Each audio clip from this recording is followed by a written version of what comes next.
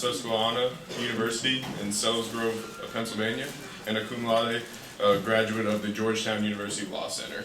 He has experience leading the Hershey Bears to the Calder Cup Championship in 1997 and was named the AHL's Executive of the Year.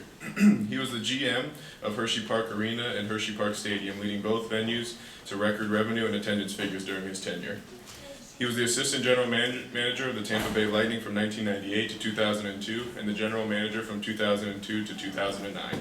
Our next guest was recognized as the Sporting News Executive of the Year in 2004. Please welcome Mr. Jay Feaster, current Executive Director of Community Hockey Development Group.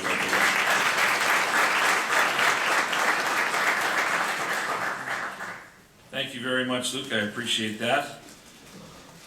I also want to thank Dr. Pappas and Dr. Flanagan and also Dr. James. I appreciate the opportunity to be with you today. I also want to thank my student host, Joey Galuppi. I know that Joey left Madison Social Hall last night much earlier than he normally would have on a Thursday night to take this old man back to the hotel, and I appreciate that.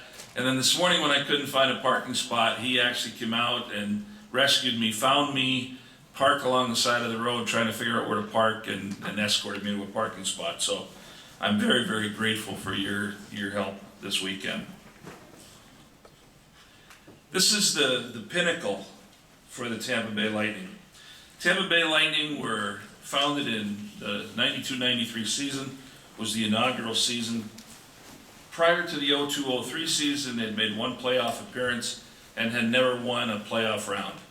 And then in 02-03, won the Southeast Division, beat Washington in the first round of the playoffs. 1 year later, we win the division again, and this time, we win the Stanley Cup. Vincent LeCavier is a tender 24 years old right there in that picture, drafted first overall in 1980. Brad Richards holding the Conn Smythe Trophy as the MVP of the playoffs. He was also 24 years old, drafted in the third round in 1980. Marty St. Louis, 26 years old and the MVP of the National Hockey League in that season. And you see what his nose looks like, get a little bit of a sense of the price that you pay to win the Stanley Cup. There's one of our defensemen, Pavel Kubina, with our fans. The exciting part was that when we won the Stanley Cup in June of 2004, over 22,000 fans were in the building, inside the St. Pete Times Forum.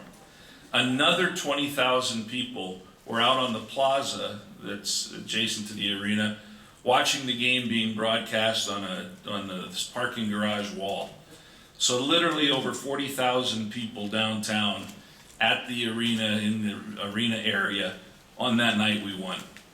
And again, it's the high water mark in that we had Nikolai Habibulin coming back, our goaltender, the following season.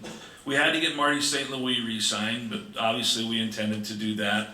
Really, the only player that we were losing from that Stanley Cup team was Jason Cullimore, who played as our fifth defenseman that year and signed during the offseason with Chicago. So it was an exciting time for the team, a lot to look forward to. And then 04-05, a lockout, no hockey played for the entire season. We didn't get to go to the White House and ham it up with the president or present a jersey. We didn't even have an opportunity to get together with the players to present them with their championship rings. We had NHL players scattered throughout Europe, players in Russia. They're playing on, all kinds of different teams. And of course, from our perspective, we're concerned that somebody's going to get hurt. The momentum that we had built by winning a Stanley Cup in 03-04, it wasn't entirely lost, but it was clearly slipping. Finally, in July of 2005, there's a new collective bargaining agreement. The 05 and 06 season, 05, 06, 06, 07, we end up finishing second in the division, make the playoffs, make the playoffs, but get knocked out in the first round both years. First year we're out in 5 games to Ottawa, second year we're out in 6 games to New Jersey. The 07-08 season, we plummet to dead last in the Southeast Division and the National Hockey League. Our owner, Bill Davidson, had decided he was going to sell the team. The two new owners were constantly in our offices before the transaction closed. They were in the locker room, they were talking to players. It was an absolute zoo. And again, the result was that we finished 30th in the NHL. At that draft, we drafted a player you might recognize, the name anyway, Steven Stamkos, #1 overall in that 2008 draft. That was my last draft, by the way, as general manager, was the 2008 draft. New owners, Orrin Koulis and Len Barry, or as our head coach John Tortorella called them, the Cowboys. They brought in a new general manager, Brian Lawton, and Barry Melrose of ESPN fame. He was hired as the head coach after he hadn't coached in the league in more than a dozen years. And he lasted all of 16 games that season before he was replaced. 08, 09, 9, 10, 2 seasons out of the playoffs where the team finished 29th and 25th in the NHL. And then there was a lifting of the clouds because in 2010-11, new ownership. Jeff Vinik bought the team. They fired Brian Lawton as the general manager. And they brought in Steve Yzerman, the Hall of Famer from the Detroit Red Wings, as the GM. In the 10-11 season, Mr. Vinik's first year owning the team, improved by 12 wins and 23 points. The Lightning finished with 103 points in the regular season for only the second time in franchise history. The first time was 2004 when we won the Stanley Cup. That team went all the way to Game 7 of the Eastern Conference Finals against the Boston Bruins before losing that game 1-0 in Boston. Jeff Vinik, in my opinion, is not only the best owner in the NHL, I think he may be one of the best owners in all of sports. And I'm telling you right now that as you think about your careers, and obviously you're not going to have the opportunity to decide which organization necessarily you're going to want to work for. When you get that offer, you have to take advantage of opportunities. But I will tell you that if you can get yourself in an organization that has a really good owner and has an owner that understands what he's doing and understands how to put together a good franchise, it makes all the difference in the world. And that's why we're having the success that we are now in Tampa, because of this owner. Same thing is true of a general manager. Steve Yzerman has done some incredible things as general manager of our hockey team. You look at some of the positions that he's been put in by players and the way he finds a way to solve problems, again, he's one of the best. But as much success as we had that first year under Jeff and Steve, the foundation hadn't yet been built. And so 2011-12 and 12-13, we slipped back down the mountain. Both years the team finishes out of the playoffs. 21st at 11-12, 28th in 12-13. 12-13 features yet another lockout. So we had one in 04-05 that cost us an entire season. In 12-13, we have one that cost us all but 48 games. That's all we were able to play that season. Interesting thing happens, though, when that new collective bargaining agreement is negotiated. There's a little known section that creates something called the Industry Growth Fund. Also of note, because you may have heard about this player last year quite a bit, Jonathan Drouin was drafted 3rd overall in the draft in 2013. Moved to 13-14, the team has another 100-point season, so the 3rd one in team history. Return to the playoffs, but again can't get past or over the hump in the postseason. Swept by Montreal in the first round. The organization filed the first ever Industry Growth Fund application. The Industry Growth Fund, again, it's in the CBA, all 30 teams contribute to it, and it's jointly administered by the NHL and the NHLPA, the Players Association. So the first ever application is submitted, and basically the organization wanted to fund projects that would produce a return on investment and that would generate hockey-related revenue. Because under the salary cap system and under this collective bargaining agreement, the players share directly in hockey-related revenue. So the thinking was that that's what the players would want to fund with this industry growth fund. What you see as it relates to the performance is that if it's all team driven, if it's all performance related, only one team hoists that Stanley Cup at the end of the year. In fact, 14 teams don't even make the postseason. So if you say, well, if we win, we'll draw, if we win, it'll all be good, you understand that that's an uphill proposition. Again, only one team walks away with the championship. 14 teams won't make it at all. When we win, attendance is good, support's good. When we don't, the attendance is down. The problem that we have in Florida is that hockey is not part of the DNA. Young kids, I'm convinced that kids are born in Florida and they come out of the womb and it's in their DNA, it's already in their makeup that they ought to like football and they're going to like some baseball and they might like basketball. Hockey isn't part of that DNA structure. It's not a sport that kids naturally gravitate to unless they've played it before or they've seen it being played. It's not something that they just say, yeah, that looks really good, let's try that. Since the founding of the team, there's been a community hockey department. Historically, it's been a one-person plus an intern operation, literally tucked away in a corner closet somewhere, or underneath the stairs, in a little office underneath the stairs. There's little to no funding or oversight or direction. It's tried in the past to be self-sustaining, that it would generate income and revenue from holding hockey camps and clinics and charging a fee. By definition, its scope and reach was historically limited. The first expansion of the department takes place in July of 14, and we heard this from the previous speaker. He talked about a department of 2. Well, we doubled in size. We went from 1 to 2. This is our mission. Community hockey is responsible for growing participation in and awareness of the game at all levels. You can put a period after levels. I mean, that's ultimately what it is, at all levels. But that includes youth hockey, high school hockey, adult hockey. We're talking boys and girls, we're talking men and women, street, ball, roller, inline hockey, and sled hockey for athletes with disabilities. The challenge, how do we incorporate it into kids' DNA in the Tampa region? We don't have enough ice rinks or sheets of ice. We basically have 5 rinks, if you will, and those 5 rinks have a total of 8 sheets of ice, and then there's a mini rink called Extra Ice in Tampa.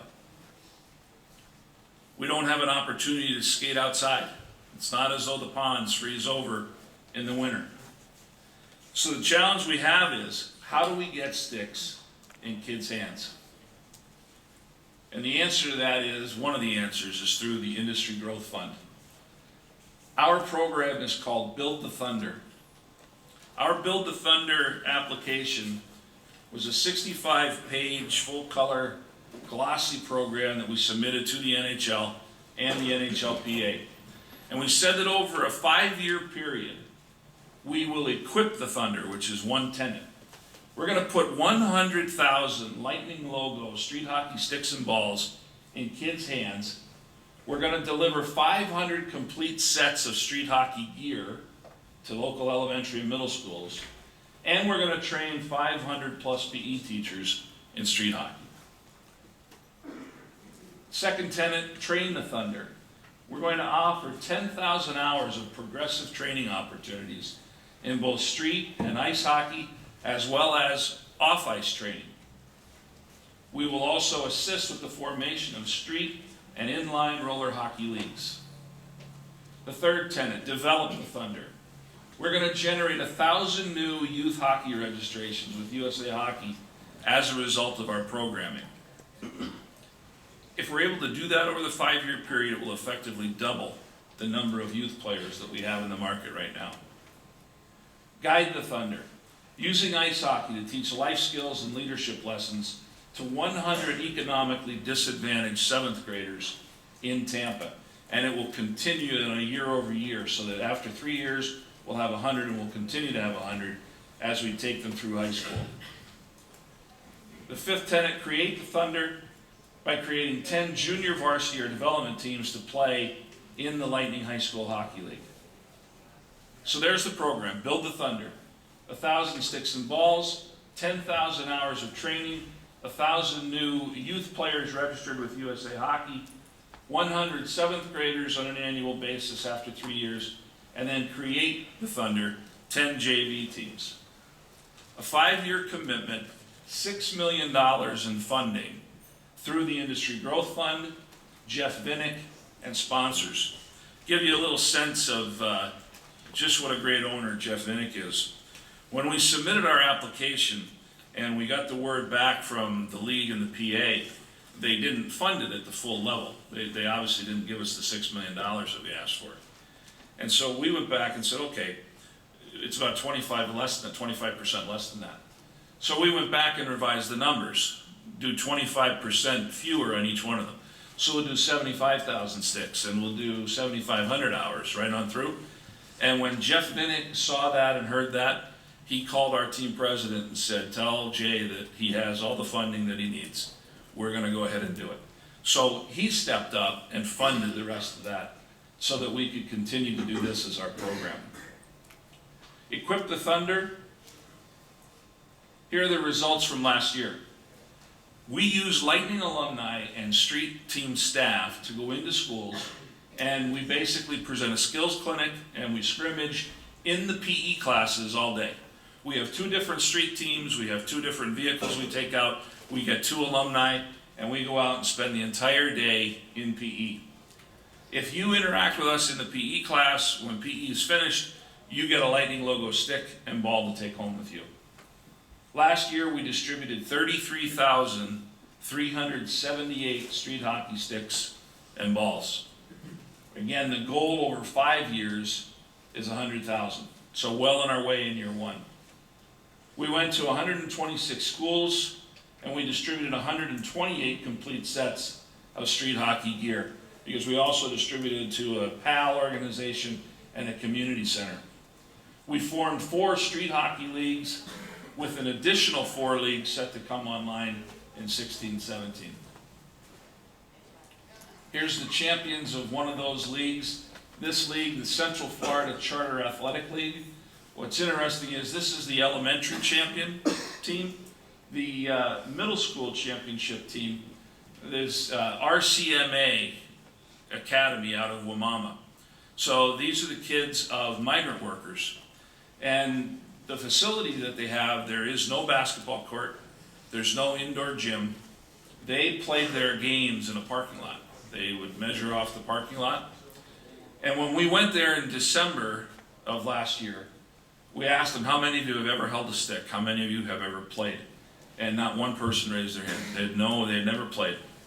This group of kids ended up winning the middle school championship 2 months later. And then we honored them at a Lightning game, and they came and stood on the bench with their gold medals and their championship trophy. And we had pictures that we'd taken at the games, and so we put that up in the Jumbotron. And then later in the season, we hosted the Frozen Four, the NCAA championships. And the Tampa Sports Commission said, we have some comp tickets that we can make available to you if you think you can use them. And we said, let's contact RCMA. And they brought 40 kids up to watch the semifinals of the Frozen Four. So here's a group of kids that in December had never played, had never held a stick. By February, they're champions of the league, and they're being honored at a Lightning game in front of 19,000 people, and then they got to see the Frozen Four too. The great part about street hockey and the program that we do is that it's a great game across all races, across all sexes, gender, across all socioeconomic status. This picture I put in because this young lady, when we arrived, wanted no part of this. She came out and told us how bored she was already and that she had no interest. And I think you can see just by the picture that once we started playing, she was getting after it. She was interested in playing at that point. And you see the smiles on kids' faces. This is what we do all day. We do it from the first bell in the morning to the last bell in the afternoon. We take the bumper pads and we go out and, again, we first do skill stations and then we scrimmage at the end. Sometimes we're lucky, and it really is lucky when you're in Florida because most of these are outside. And so I thought it was hot in here last night. I think it's really hot in here today. I'm sweating. You can imagine what it is when we're outside doing these street hockey things. So sometimes we get a break and we're inside for the clinics. I mentioned Jason Cullimore earlier. That's Jason Cullimore with the street team shirt and the baseball cap on. Cully is one of our alumni, and he's actually our director of hockey for the community hockey department. The Train the Thunder program, again, that's both on ice and street hockey, as well as off ice instruction. There's Cully again.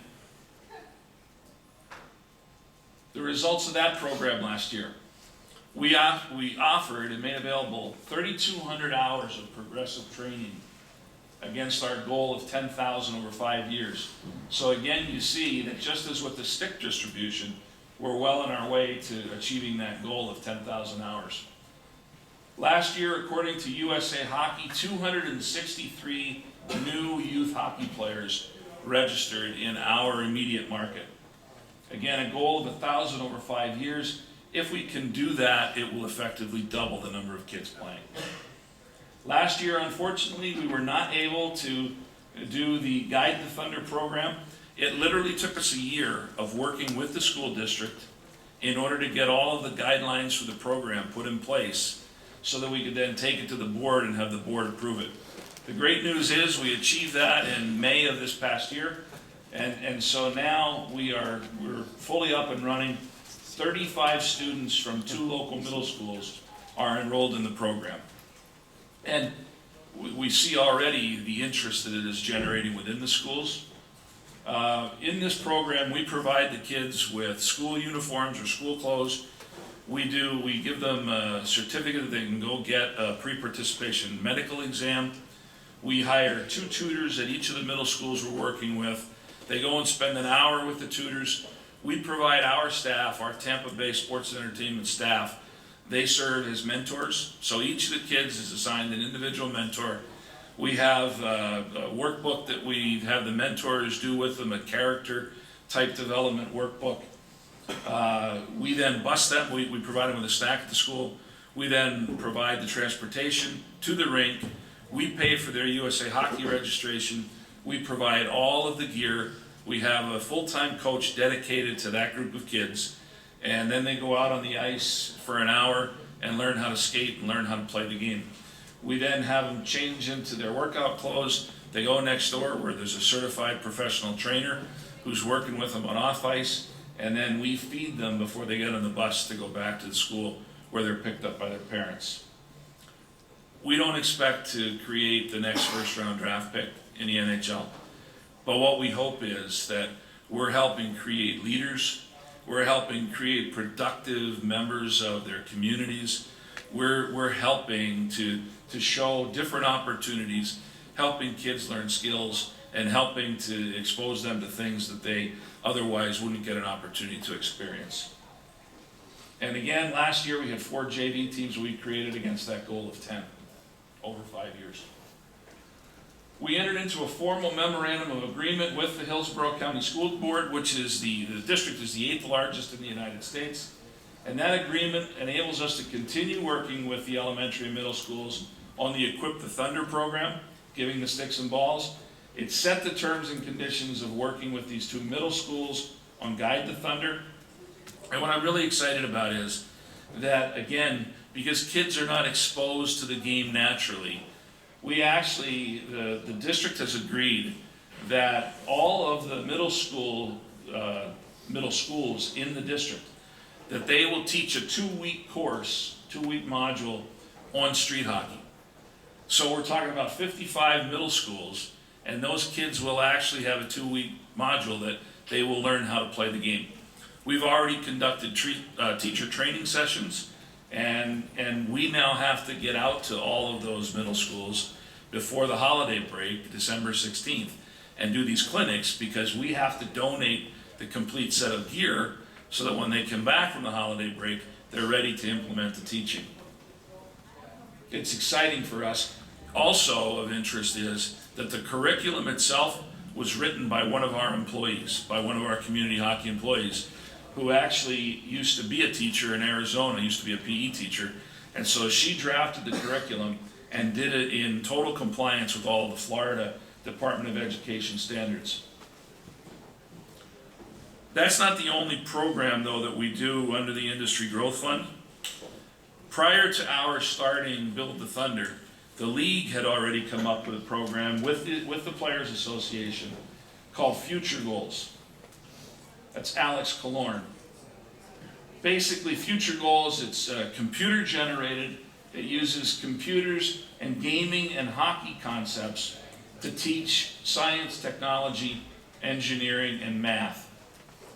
Started in 14-15, we did launch events in the 5 contiguous county area, and what that means is that we not only went in and worked in the classrooms and introduced them to the program itself, but then we also did the PE program as well. Alex Killorn, Harvard grad, is our player spokesperson for that program. This is the final year of a 3-year contract with EverFi in Washington, D.C. I think it will be extended because it's a great program. Since its inception, and again, we're only a couple of months into this academic year, but more than 38,500 Florida-based students have participated in this program. Some of the things that it looks at, for example, the skates, measuring the radius of the hollow on a blade and what effect that has on the stopping distance. The stick, variables such as the lie or the flex or the face of the angle. The goalie pads, uncovering the ice, preparing the surface, looking at solids, liquids, and gases, kinetic energy of water molecules. And then there are 6 other modules dealing with the shot, speed, strength, face-offs, passing. A new program this year under the Industry Growth Fund is the Learn to Play program. We're working with 3 rink partners, the Ice Sports Forum in Brandon, the Clearwater Ice Arena, and Ellington Ice and Sports Complex. It's an 8-week program, 1 hour on a Saturday morning for kids ages 4 through 8 who have never played the game before. Registration fee is $80, and they get all the equipment for free, and it's theirs to keep. They also get a USA Hockey number for the balance of the season, so that's a $50 savings. They don't have to register to participate in other USA Hockey programs for the year. The on-ice instruction is done completely by Lightning alumni as the lead instructor, and then we supplement with staff of our own and coaches from 3 of the local rinks. 50 kids per rink. We oversubscribed, had a waiting list. We have another program, the same one that we'll do it in January, so that this season, this hockey season, 16-17, 300 kids ages 4 to 8 who've never played the game before will be able to play, and they'll have the equipment that they can continue. Every one of those rinks then has a program for those kids to continue when they're finished. So it isn't a matter of, well, it's a one-off, but it's an opportunity that these kids can keep playing after this 8-week period. But we do a lot more within community hockey than just the Industry Growth Fund. We also do a lot of camps and clinics. We do it under the umbrella of Lightning Made. So when we go out, that's the logo we use, and again, it has the Lightning logo in it, but the point is that we're trying to be the thunder behind the lightning. We're trying to make the thunder, build the thunder. We do a holiday camp at Amalie Arena. We do summer camps at our rink partners, and we try to move those around. So we'll go to Brandon and Ellington. The next year we'll go to TBSA and maybe Kissimmee. We did a weekend camp this past year in Orlando, so we try to move those around. The adult fantasy camp is to give adults an NHL experience from start to finish. Former NHL players on the ice. We only use our alumni. Every year this fully subscribes, and if we knew the dates in advance, if we could get the dates from the building, we could subscribe it and fill it just at that year's camp. But again, we need to get the dates from the building based on other events that are going on. but that's one of our more popular camps that we do. We do a high school hockey training camp where we get teams ready for the high school season. We do 2 free clinics every year at Amalie and at each of our ring partner locations. We do paid clinics, we'll do specialty clinics, we'll do a weekend clinic, we'll do girls only, street hockey clinics, and all of these we utilize Lightning alumni as our instructors. Here's some of those logos. What we've taken to doing now the last couple of years, and it's actually kind of fun, is that with the holiday camp, we do an ugly Christmas sweater jersey. And so and that's exactly what it looks like. We have a company that manufactures, and they take the ugly Christmas sweater and we turn it into a jersey, and the kids get those. And then we decided they were so popular that for the summer camps, we were going to do the tropical themed jersey. So we have the Hawaiian, Florida, tropical. It's you can't miss them. I guarantee if you go to a rink and you see one of the kids in our jersey, you'll say, yeah, but that's what he was talking about, because you can't miss them. We also run the high school hockey league in the area. 16 varsity teams this year. We have 3 development teams instead of the 4. We decided that last year we had 4, but the numbers were really tight on games in terms of 10, 12 players. So we decided to put more kids on the teams and reduce the number of teams because we felt it would make for better competition. We have almost 400 kids that are registered to play. We manage the league, we administer the league, we run the entire league. We felt that in order for high school hockey to grow in our area, we had to take it over. It had been run by a volunteer board, and you'd hear them say, well, I have a real job I have to get to. You know, I can't put time into this, I have a real job. And so our feeling was, if it's going to grow, we have to take it over. This is our 2nd year running it, and it's a perfect example of watch what you wish for, because it might come true. Because it's a lot of work. And even though hockey is our real job and we do it the whole day and that's what we do, it's a bear to run. Last season, we're proud of this, one of our teams, the Mitchell High School Mustangs, they not only won our league championship, but they won the state championship, and then they went on to USA Hockey Nationals, and they won the national championship. We have a website that we do real-time game scoring. So if mom and dad or the grandparents are out of town or don't live in the area, they can go on the website and they can follow it in terms of the real-time scoring.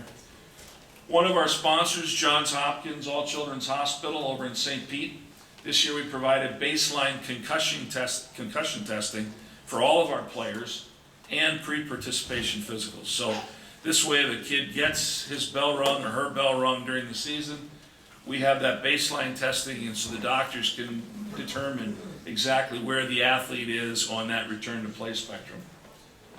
We've entered into an agreement with them that they provide a certified athletic trainer at every game.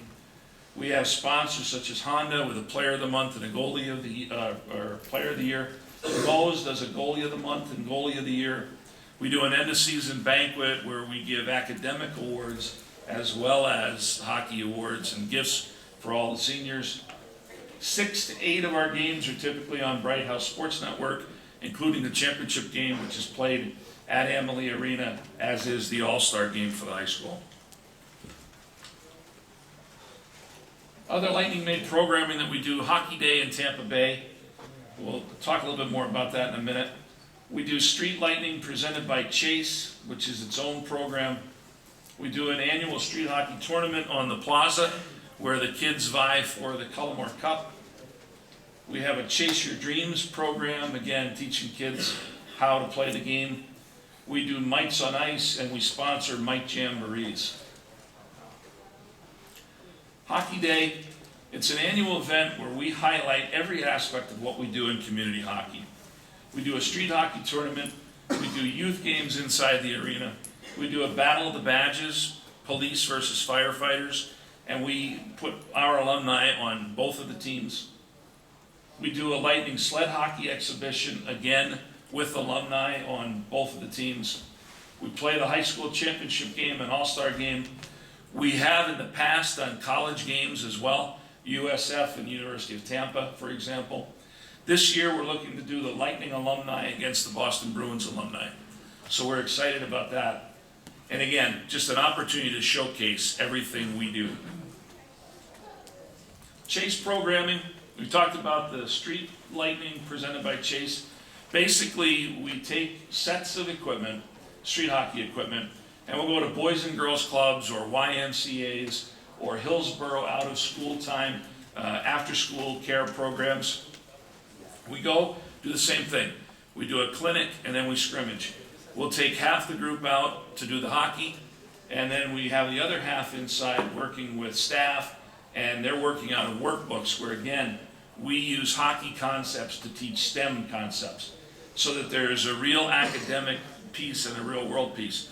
So while they're inside learning about angles, they come outside, and that's what we have them doing, making angle passes, so that we'll say, you saw we worked with the angles inside in your workbook, now you see how that applies in the real world. Chase your dreams. Basically what we do is a year after we go to one of those donation locations, we'll go back to that location and say, now we want to teach the kids how to play ice hockey. And so again, thanks to Chase, we'll outfit them, we give them the gear, we pay for the ice time, and we do a 13-week program where we put them on the ice with our alumni and teach them how to skate. And then it culminates with them coming and skating at an intermission during one of the Lightning home games. So imagine for a group that a year ago maybe had never even picked up a stick, now they're playing street hockey. A year later, they've learned how to skate, and they're skating in front of 19,000 people during intermission at a Lightning game. The way we expect it to work is that we provide the free gear, we provide professional training when they're young. We give them an identifiable path to continue how to play. That's if they're already interested from an ice perspective. If they've never played at all and they don't think they want to try ice yet, it's the same concept with the street hockey. We provide the free stick and ball. We provide the free set of gear to the school. We create opportunities for them to continue to play. We do free camps and clinics. Some street hockey players have already started to progress to ice hockey. We had coaches in some of these leagues tell us last year that the kids would come up all excited on a Monday. Coach, guess what I did this weekend? I went and signed up for Learn to Skate at the local rink. We're going to graduate them from beginner programs to rec league programs at their local rink. Some of them will move on to travel hockey. Others will stay in the rec program. We hope that starting in 9th grade, they're going to want to play high school hockey in our league. Whether they're good enough to play varsity or they're still developing. When they graduate from high school, we hope that they might consider joining an adult league. Maybe they'll attend adult fantasy camp. But basically, if we get them young enough and we create an interest and spark an interest, we hope to create a hockey fan generally and a Lightning fan specifically from cradle to grave in hopes that soon it becomes part of the DNA. And then ultimately, that's what we need to do again as an organization, is win another one of those. So with that, I'm happy to take questions.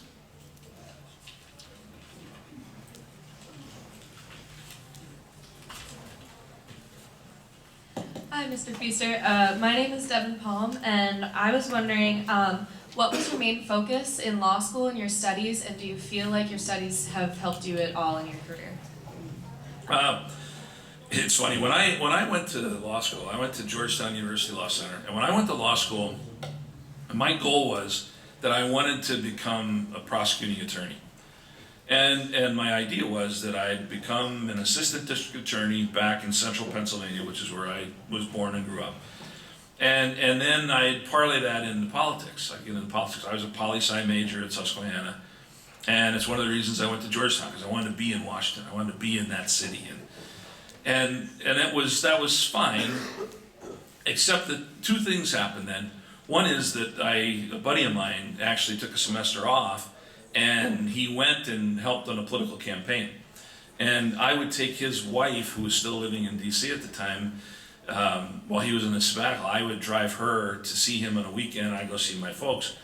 And sometimes I'd go to some of his events, And it was hard. I could tell that this isn't what I want to do, that these little blue-haired old ladies who are pinching the candidate's cheeks and telling this conservative Jewish Republican how he reminds them so much of JFK. And I said, I don't think, this isn't good. Then the next thing was that in my third year, I had to go over to the main campus and figure out my loan repayment schedule.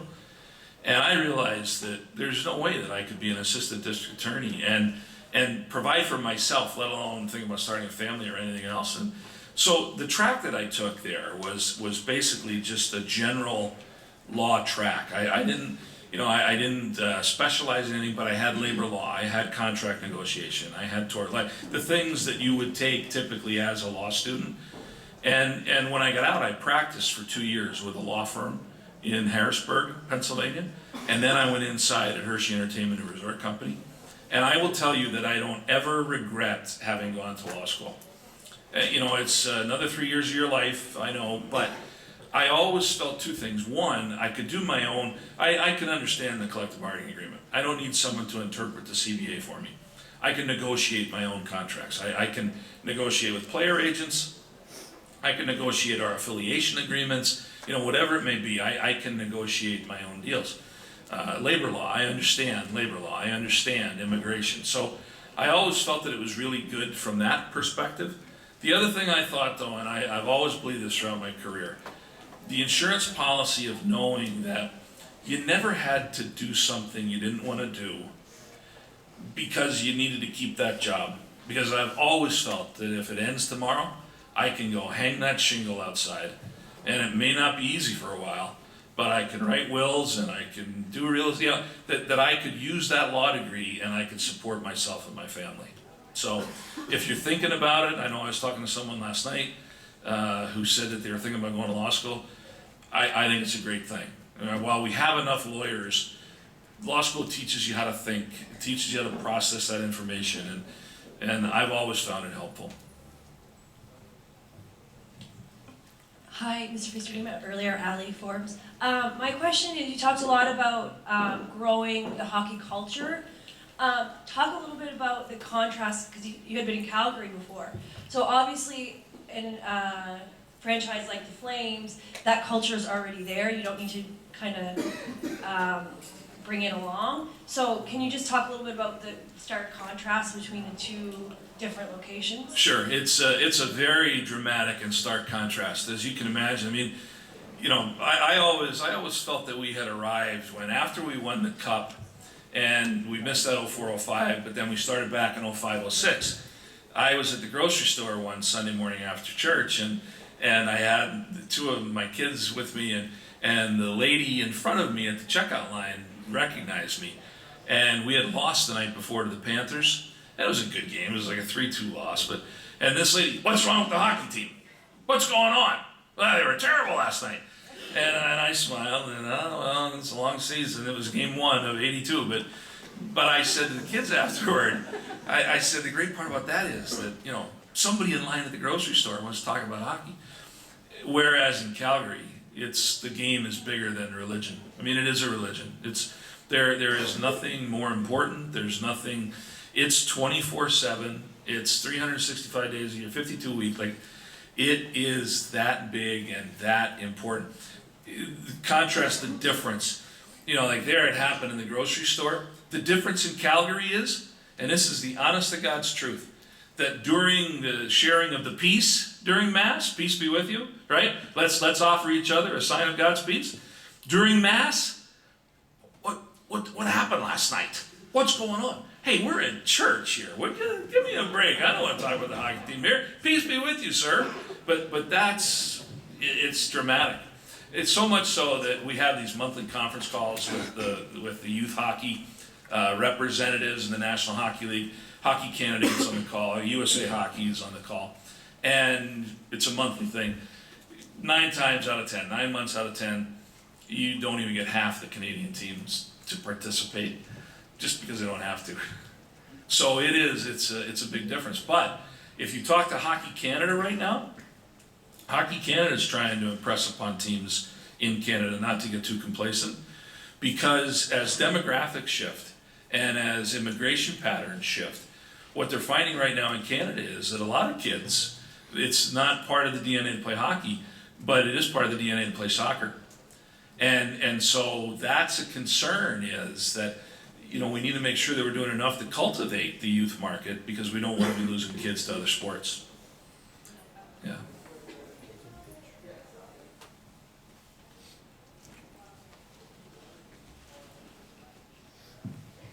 Hi, my name Hi. is Jennifer Terry. I'm actually interested in youth sport myself, and I know there's been a lot in the media the past few years about concussions, and it's had sort of a negative effect on parents, you know, putting their kids in such physical sports like football and hockey. I just wanted to know, has it affected your youth program at all, and how have you been able to reassure parents? Yeah, and that's a great question. Certainly from the standpoint of USA Hockey, everything we do from a community hockey perspective, it's all under the banner of USA Hockey. And so USA Hockey has changed their rules in terms of how old a player is before they start hitting, before there's physical contact. And I think that USA Hockey has done a good job of making players and parents and coaches aware of how to spot the possible signs of a concussion, and making sure that the kids are not rushed back to play. Again, what we did with Johns Hopkins All Children's, that we had that baseline testing, and we have the doctors come in and educate the coaches. These are the things you look for. To have a trainer now, a certified athletic trainer, at the bench area, so that now it's no longer a case of a kid gets his bell rung or her bell rung and comes off, and the coach says, "You all right?" And the player says, "Yeah, I'm ready, I'm good. Now there's a trainer, and that trainer will pull that player aside and put them through the protocol. They'll ask them questions, they'll look at, and they'll do things as far as eye movement, and so they are putting them through that protocol. And I like to think that we're trying to be proactive as far as, you know, helping to make the game safer. What's interesting about it is that because of some of the things that we do in hockey, I think that from a youth perspective, the place that you really see it having a negative impact is on football. I think that there are fewer parents that are saying, like, if you look at the numbers, the last few years, the youth football numbers have gone down. Youth hockey numbers have not. But it is a matter of being, you know, you have to be on top of it, and you have to recognize that it's the objective, or it's the obligation on the part of the parent, on the part of a referee, on the part of a coach, to make sure that you're protecting the athlete from him or herself. Because that's what you find, is that so often the athlete is trying to do everything they can to get back in, and they're not being truthful about what's going on. I hope that answers that.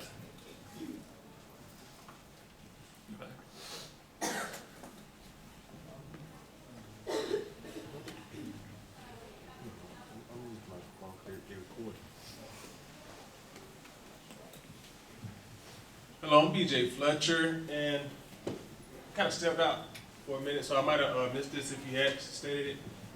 How much time went into planning and research for this youth program before you could really be successful implementing it? Because you show a lot of success. It's interesting. This is the start of my third year back with the team and in this role with community hockey. And one of the very first months that I was back, in fact, one of the first weeks that I was back, we had a program at the Tampa Convention Center, and it was the Tampa Bay Youth Sports Expo. And all the teams were there. The Bucks were there, and the Rays were there, and we were there doing street hockey. We had over 350 kids come through the display that day and play with us, pick up a stick and play. And we had a lot of kids that were coming back that, you know, you'd see that they asked mom and dad, you know, can I go back and play street hockey? And for the most part, it's kids who had never played before. And as we were packing up that day, I said to one of my colleagues, this was a great day, and, you know, we touched a lot of people, a lot of kids today. I said, but if those kids, when they leave, if they turn to mom and dad and they say, I want a street hockey stick, where do you go? Where do you go to buy? I said, I don't know. I'm not being rhetorical here. I don't have an answer to that. It's not something that, again, is part of our DNA. And that's when, as we got talking as a staff and as an organization, we said we have to get sticks in kids' hands. That's the gateway, if you will. That we have to get them to sample playing the game. And that if we can do that, and they have their own stick and they have their own ball, that it will grow organically that way. And it truly has been. We're fortunate in that we've established a great relationship with Hillsborough County School District, and we have great alumni and great staff going in. And I'm not kidding, it's the rare situation where we have a kid who leaves and is sour or miserable about having participated that day. And we get the anecdotal evidence back from teachers who tell us that the car line at the end of the day is just a buzz. Kids so excited, and that's part of what we do too, is that we give you a stick, we give you a ball, we give you an autographed card from whichever alumni player we had with us. We also give you a buy one, get one voucher for select games, so that, again, if you want to sample a game, it'll cost you one ticket for two of you to go. And so it is, it's about getting them to sample the product. And that's, I can't say we did a lot of quantitative research on that, but certainly, again, from what we had observed and over a couple of year period, what we had observed as far as the one-offs don't do enough.